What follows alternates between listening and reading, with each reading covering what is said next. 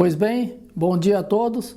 Vamos dar continuidade agora ao nosso painel tributário. Vou tratar da legislação federal.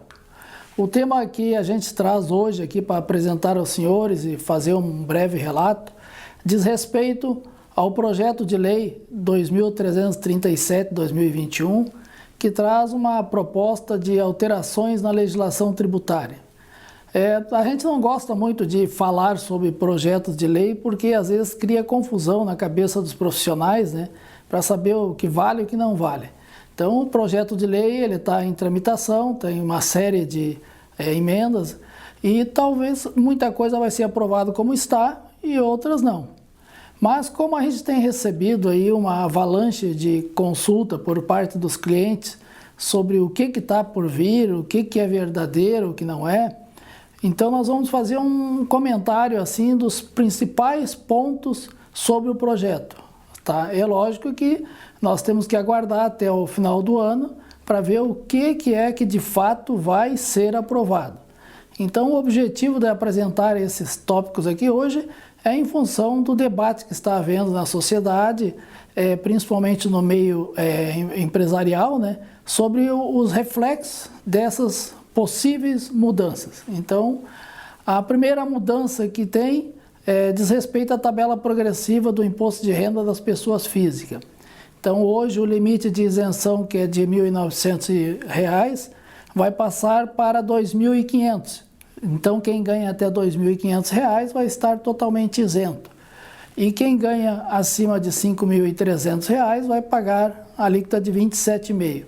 Então, o reajuste na tabela progressiva, ele não é um reajuste assim expressivo, né? Porque essa tabela progressiva está congelada desde 2014, então o reajuste aí é da ordem de 20 e poucos, 25%, 27%, então não é um reajuste expressivo, principalmente se nós considerarmos que o IGPM nos últimos 12 meses deu um salto aí da ordem de 35%.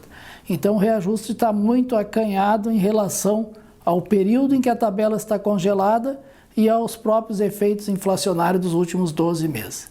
Mas a proposta é de aumentar a faixa de isenção para até 2.500 isento e a partir dali a tabela progressiva, né, que vai de 15, 17,5, 20, 22 até 27,5. Acima de R$ 5.300, 27,5.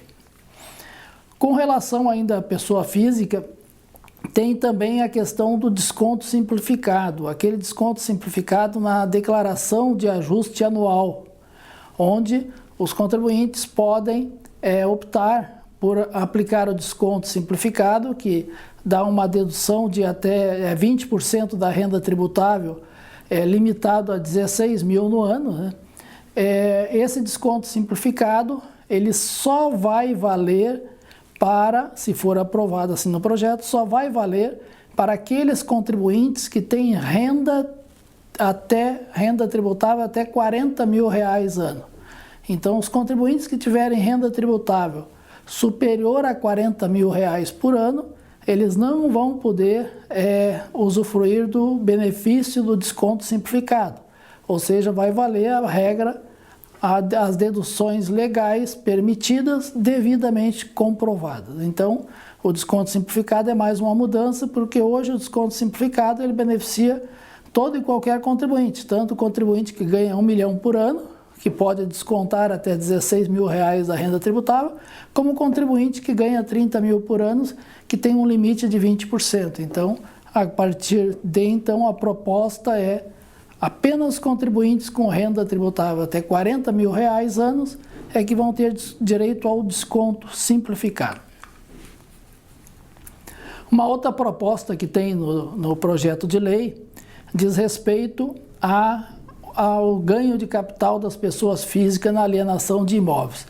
Então, hoje, como a gente sabe, o ganho de capital na pessoa física, para a tributação, é feita a apuração do lucro, o lucro tributável, que é a diferença entre o preço de venda e o custo pago, e esse lucro tem uma série de reduções em função do tempo em que o contribuinte está com o imóvel em seu poder. em sua propriedade. Então, dependendo do ano de aquisição, pode ter um desconto, o lucro pode ter redução de 100%, aqueles imóveis que foram adquiridos até 1969 têm uma redução de 100%. E depois de lá para cá,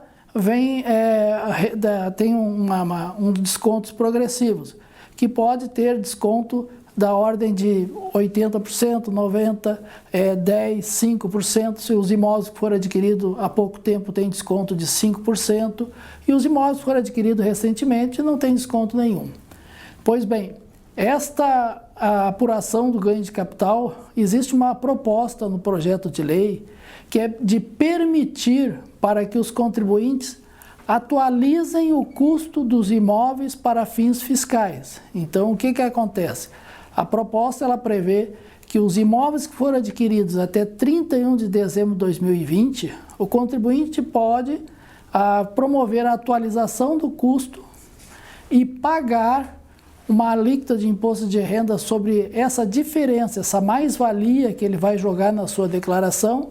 Ele vai pagar uma alíquota de 4%, está entre 4% e 5%. Hoje um projeto fala em 4%, a Receita Federal no seu material fala em 5%, mas a regra vai ser que o contribuinte vai poder atualizar os seus bens imóveis adquiridos até dezembro de 2020, e sobre essa mais-valia ele vai pagar uma alíquota fixa de 4% ou 5%, e vai ter o custo atualizado. É lógico que aqueles contribuintes que optarem por essa atualização não vão ter direito àqueles descontos pela aquisição do passado. Então, quem atualizar vai ser considerado como se estivesse adquirindo um imóvel em 31 de dezembro de 2020.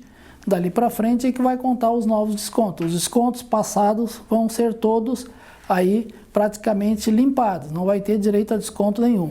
Mas atualizou o valor do imóvel, o valor de mercado, se vender pelo mesmo valor, não tem ganho de capital nenhum e paga os 4% ou 5% que é a proposta que está no projeto.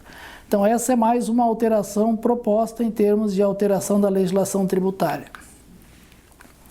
Agora entrando dentro das pessoas jurídicas, uma das propostas que tem seria a extinção da possibilidade da dedução para fins fiscais dos juros sobre o capital próprio.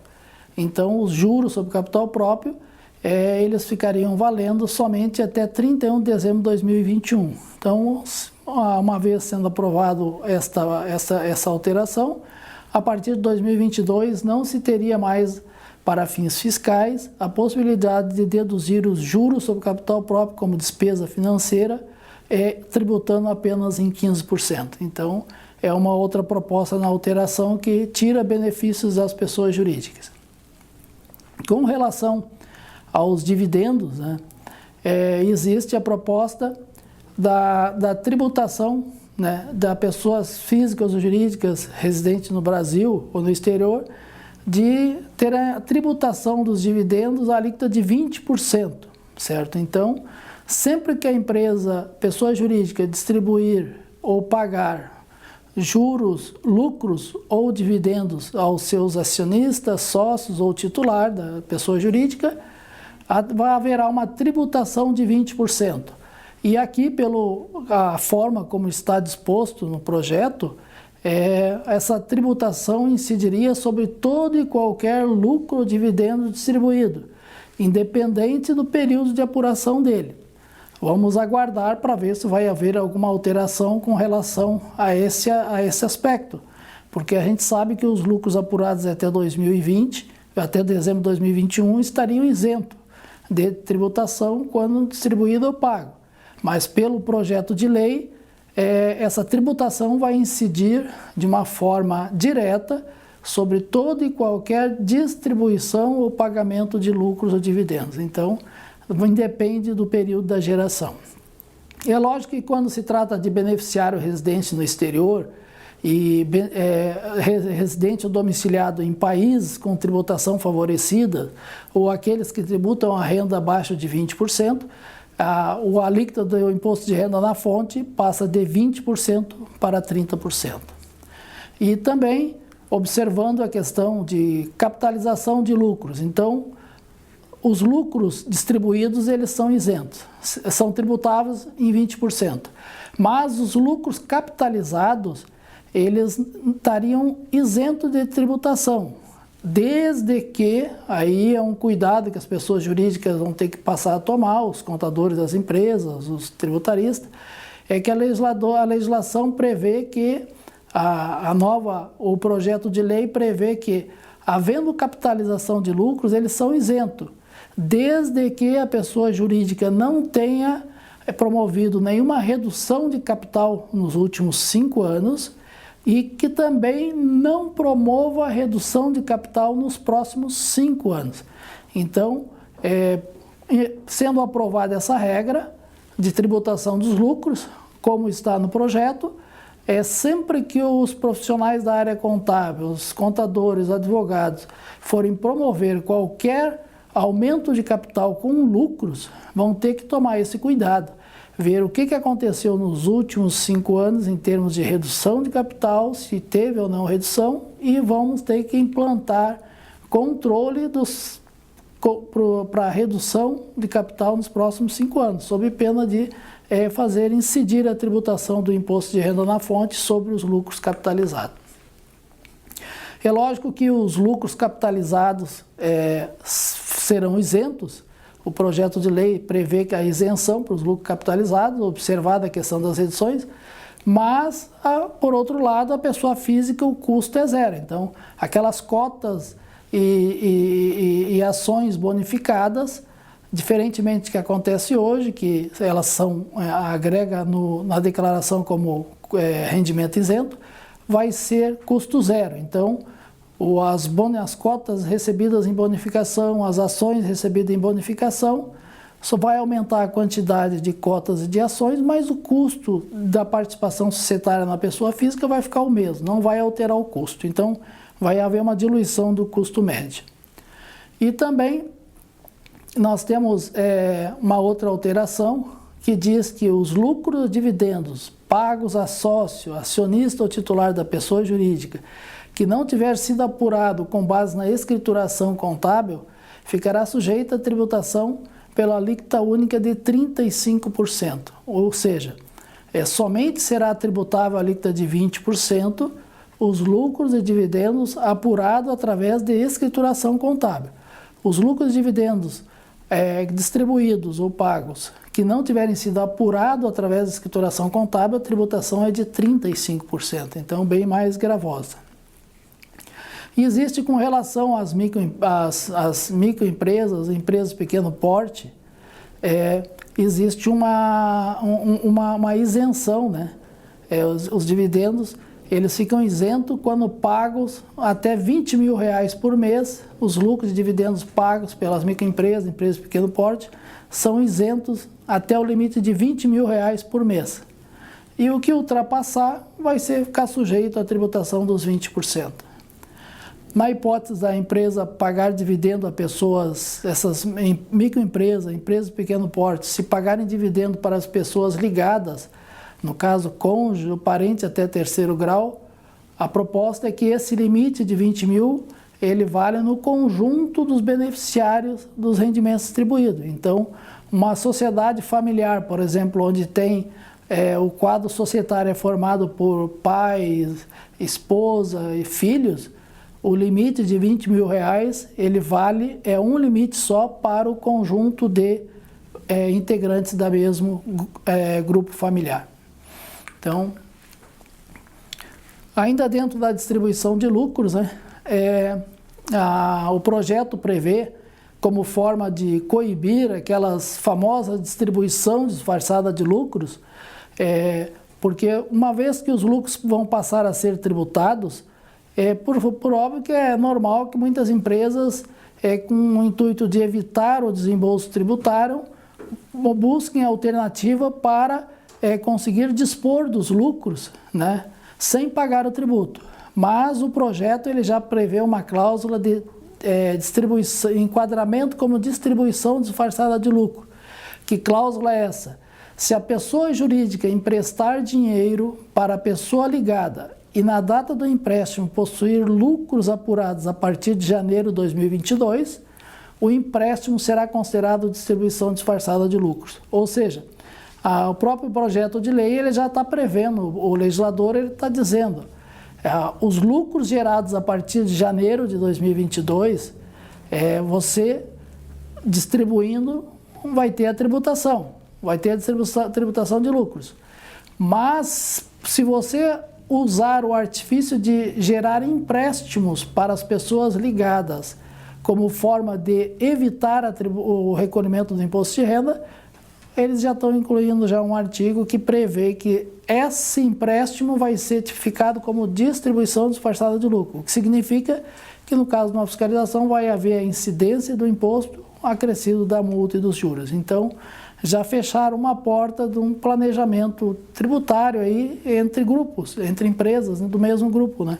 Que muitas vezes não necessariamente precisam de uma distribuição definitiva dos lucros, às vezes é momentânea, para fazer o uso do dinheiro do mesmo grupo. Nesse caso foi fechada essa porta, está sendo então prevista como distribuição disfarçada de lucro, a operação de empréstimo entre empresas do mesmo grupo, havendo lucros.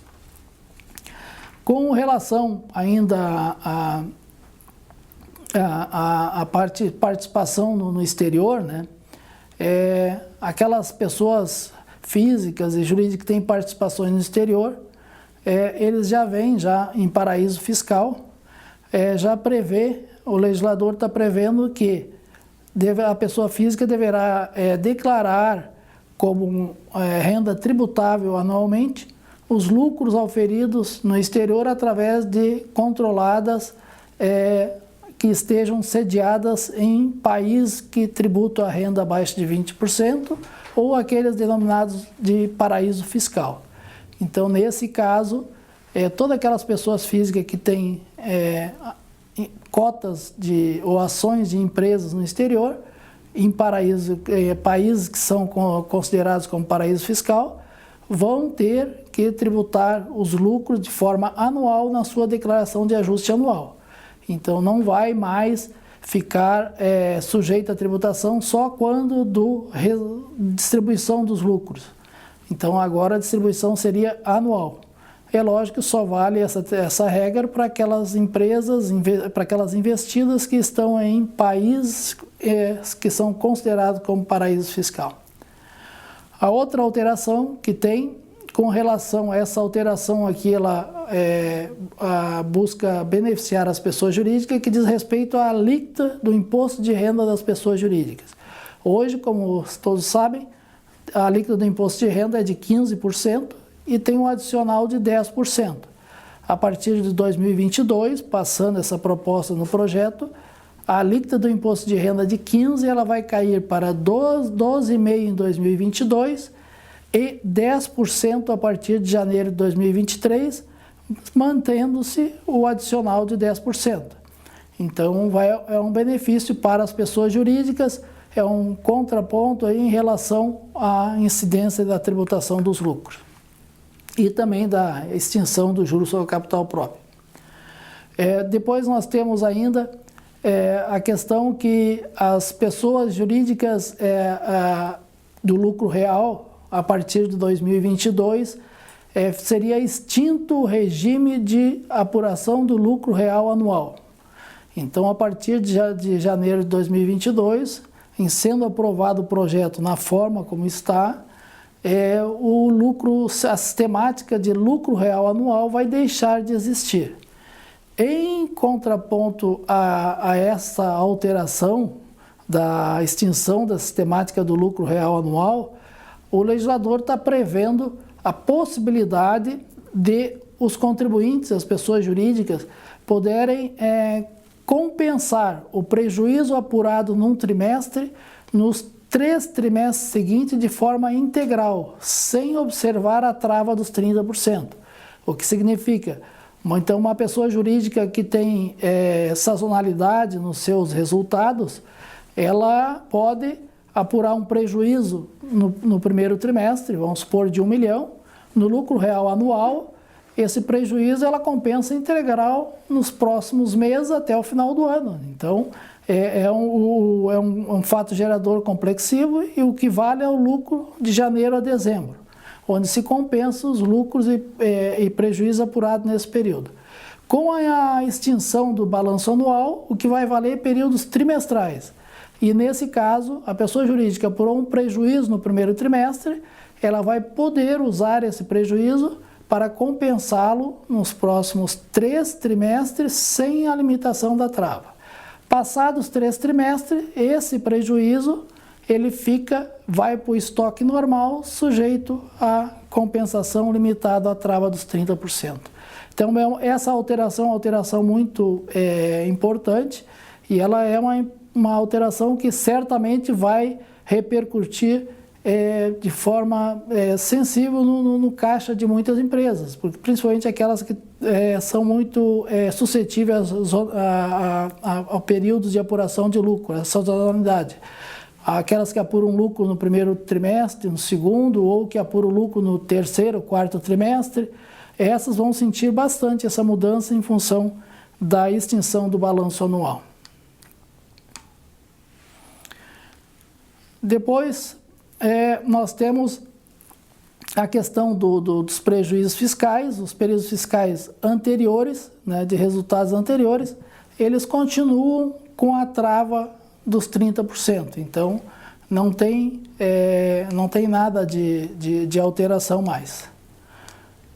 Bom, com relação à legislação tributária, tá, dessas principais alterações que a gente tinha para trazer, tem mais uma que a gente para apontar ali, que diz respeito às SCP. Tá? A Sociedade em Conta de Participação, o projeto como está, ele prevê que a partir de 2022, o regime tributário da Sociedade em Conta de Participação vai ter que ser o mesmo da sócia ostensiva, o que significa que não vai poder haver mais essa dualidade de modelos de tributação entre o sócio ostensivo e a SCP. Se o sócio ostensivo é lucro real, a SCP obrigatoriamente vai ter que ser lucro real. Se o sócio ostensivo é lucro presumido, a SCP obrigatoriamente vai ter que ser lucro presumido. O que significa dizer que, para muitos empreendimentos onde há esse planejamento, vai haver uma perda de benefícios, né? Pois bem, pessoal, ainda com relação ao mercado financeiro, nós temos a unificação das alíquotas, que hoje tem essa progressividade de 15, 17,5, 20, 22,5. Vai haver uma unificação, uma tributação única de 15% dos rendimentos no mercado financeiro. Inclusive os fundos de investimento imobiliário, o projeto prevê a tributação desses fundos, onde não haverá mais a isenção que tinha até então para alguns tipos de fundos de empreendimento imobiliário. Então, no mercado financeiro, a proposta do projeto de lei é instituir uma tributação única de 15%. Pois bem, esses seriam assim, os breves comentários que a gente gostaria de fazer sobre esse projeto de lei 2337 e que está dando muito o que falar no mercado.